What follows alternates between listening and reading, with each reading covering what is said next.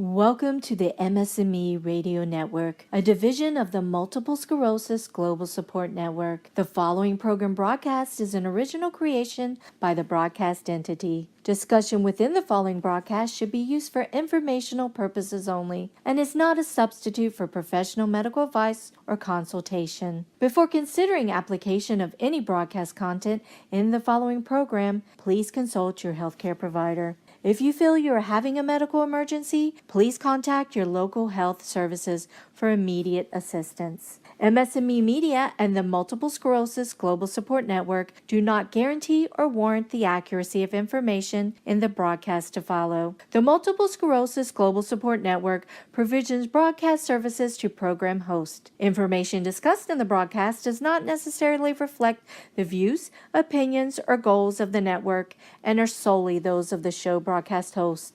Should you wish to host a broadcast, please visit our website at msmemedia.com and submit a request to become a program host.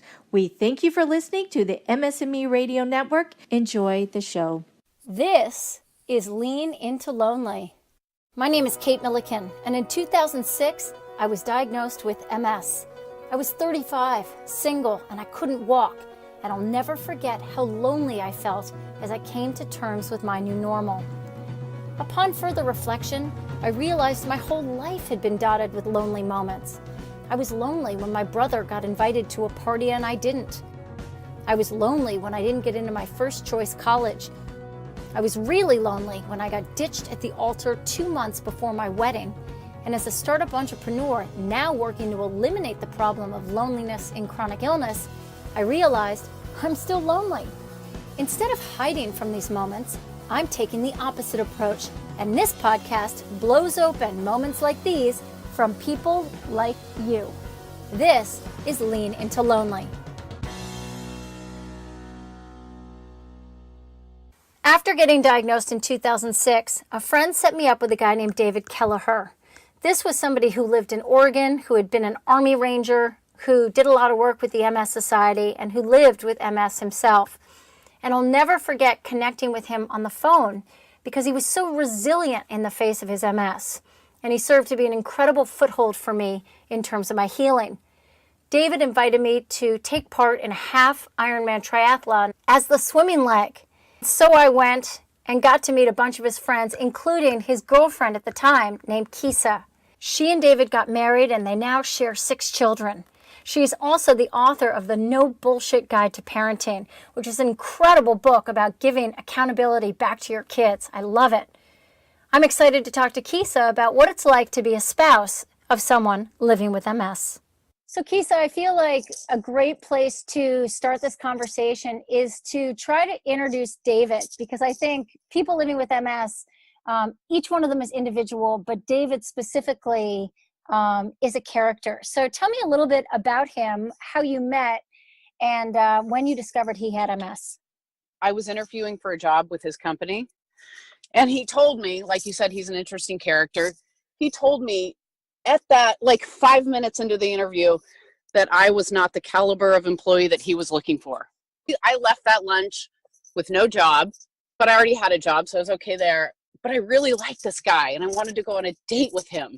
So I called him up and I asked him out, and we went out, and on our first date, I discovered he had MS and I discovered he had a son, and I was hooked. Do you remember how he told you that he had MS? Well, it's funny. He just said, yeah, and I have this disease, I have MS. Well, you might hear about a disease. Oh, somebody has this. When you hear cancer, you get scared. MS, you're kind of like, oh, I'm sorry you have that. Like it's an allergy. I just didn't know. It wasn't part of my world. So I just said, oh, I'm sorry you have that. And we moved on.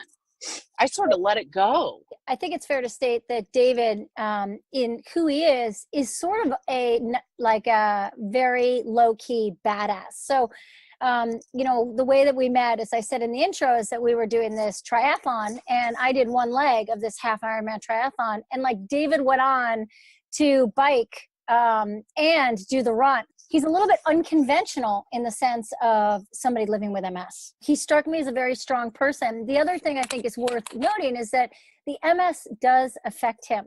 So how does that manifest, and what do you see? First of all, I'll say I haven't seen a lot, but when he was first diagnosed, as most people, you find out that you have MS because you have an exacerbation. And I wasn't part of his life back then. You know, he was blind in one eye, and I think one went off to the right, and full numbness in one side of his body and using a cane. But today, he has this weird sensation that goes like down his back and through his arms. It's not painful.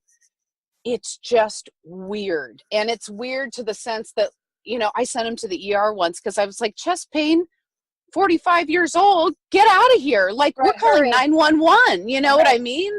Yeah. And all we got diagnosed was a little bit of elevated blood pressure. And so there's nothing wrong with him aside from MS. And they don't even know if this is MS related because it's such that mystery, funky disease. So to him, it's nerve-wracking, absolutely nerve-wracking. I can see it sometimes. He'll do this like weird flex thing with his shoulders, not like muscle man flex, but like, I don't know, rotate them back. And then I know it's bugging him, but he's sort of accepted it. And then I don't know if you have this issue, Kate, when he takes we've changed our vocabulary from drugs to medicine because we have 6 children. We figure we shouldn't use the word drugs around our house. We use the word. He takes his medicine on Saturday nights. He hates Sundays because he feels terrible. It's Avonex, right? That he's on? Mm-hmm. Yeah, he feels like he has the flu. And, you know, with 6 kids, I used to be kinder, and like when we had like 2 and 3 kids and I'd let him sleep in and relax. And now I'm like, buddy, you were in the Army, like rally, we got to go. Everybody's up. It's time for breakfast. So, you know, kind of like you and I deal with our monthly cycle and we rally and we don't curl up in bed. I'm kind of like, you got to get up and go and help me. I can't do this myself. Right. So that, and he, like, Sunday was a tough day for him. And, you know, if it's super duper tough, then I'm a little bit nicer. You guys can effectively communicate on some level in terms of recognizing when it's bad. Yeah. And he needs to communicate to me, right? I mean, how does he do on that? Great. Yeah. Great. I know for me with MS that actually I devised a number system with my husband because you don't really want to talk about it, but you kind of I want him to know that things aren't totally right. So I might say I'm having an MS moment and he'll say, what's the number? And if it's 3 or 4, you know, he won't even blink. If I say, you know, 7, he gets wary. And if I say 8 or 9, he like pulls out a machete and cancels all my plans and brings in neighbors to help and really supports me. So I think that whole idea of trying to communicate, you know, different gradients of bad, which I think is so interesting as you live with someone with MS, of starting to understand those different levels of not feeling well. And it's interesting, the fear of how will Sunday go, or when your husband hears 6, are we going to go to a 7? Do you know what I mean? Or is this going to stay? Like, is this going to happen on this crappy feeling? Is this going to be on Sunday and Monday and Tuesday and Wednesday? Like, when's it going to end?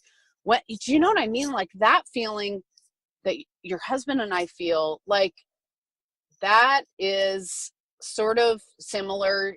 Well, I shouldn't say that it's similar to like David's unknown MS weird thing that he has in his back. But in our little world, the unknown is enormous, nerve-wracking at times, you know, especially for me. Like, I'm a stay-at-home mom. Like, I'm not a contributor to the bottom line. Like, you know, I mean, here's the, you know, the dirty nitty gritty. My husband in a wheelchair is really scary, you know, or not being able to speak, like, you know, financially, that's a scary spot for us. Life insurance wise, you know, we could be fine, but I don't want to lose my husband. And I actually don't have that conversation with him very often because I don't want him to feel bad. Right.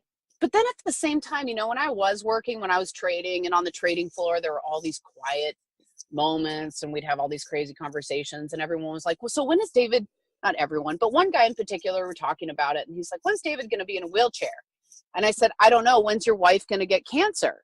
And he was like, oh my God, Kysa, like, how could you ask that? And I was like, I'm not being rude. I'm just saying it's the same unknown. So when you met David, you had your first date.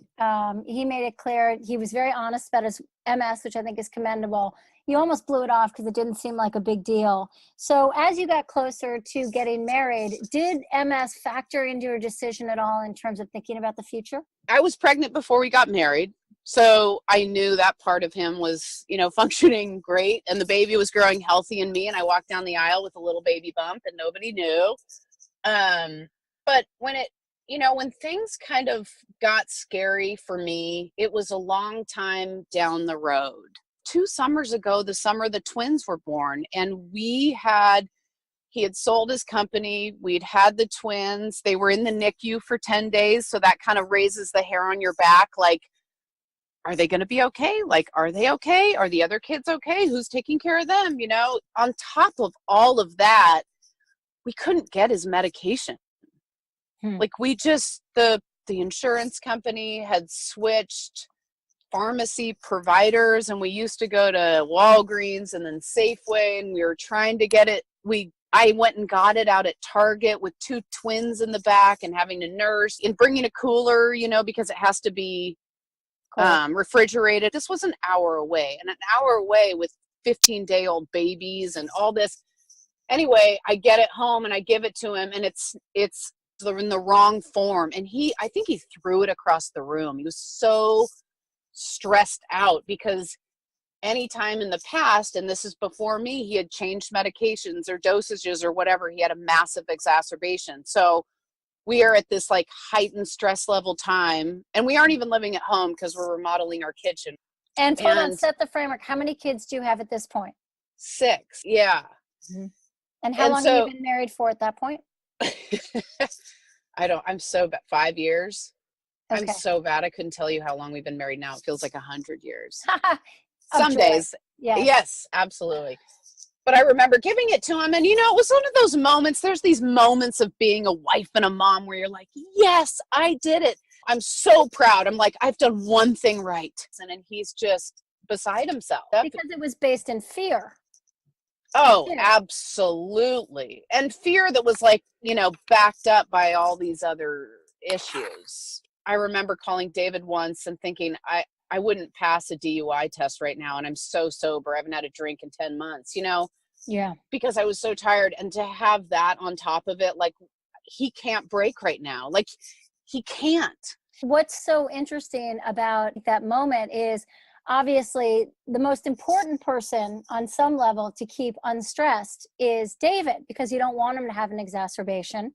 But Right. At the same time, in light of your life together, you were experiencing something that was equally stressful and potentially arguably as bad for your health. But that moment of whether or not in that moment you had the ability to have your own frustration, or whether you had to kind of keep it together and channel it to be calmer because you're a caregiver. Yeah. It's confusing. I think for me, those times bring out my monster. I don't think I've said to him before, like, I'm not great at those moments. They're so hard, and I'm so raw, and I'm so real with how I'm feeling, whether it's good, bad, ugly, indifferent, beautiful. I really, truly, I feel like, I don't know, when my mom was dying, Teddy was 2.5 months old, and she had been dying for a while, but it got really bad then. And I felt like if I don't tell everyone how I'm really, really feeling, and I'm going to blow. And I don't know what that looks like, but I just envisioned it being really bad, whatever it looked like. And so I have to be really real. I know I don't paint a pretty picture. It's an honest one. So when you think of yourself as kind of being David's partner in crime, what would you say has been the best thing that you've done as a supportive partner in the face of his MS? Just let him know that I'll love him no matter what happens. He's divorced, and I think, that was a really big thing. And maybe you face this too, like, who's going to love me? I'm sick. Right. Who's going to, and, when you're in the front facing an exacerbation, they're not pretty. Certainly one where you're paralyzed on one side, like, what does that look like sexually? What does that look like for a hug? What does that look like for holding a child or changing a diaper? or helping with dinner. Do you know what I mean? Like, I think he went to that place. And I think with me, it took him a long time to trust that, like, if he does get sick, I will be there. I might not be pretty through it. I'm pretty confident I won't be. I'll probably need a lot of help and counseling. And, that's why we're having this conversation. Like, what's it look like for a spouse, right? Yeah.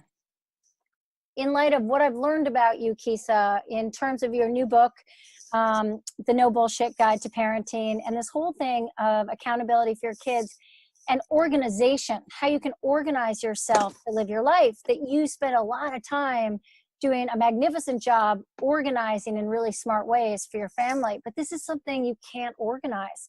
And I wonder if that's something that you've thought about.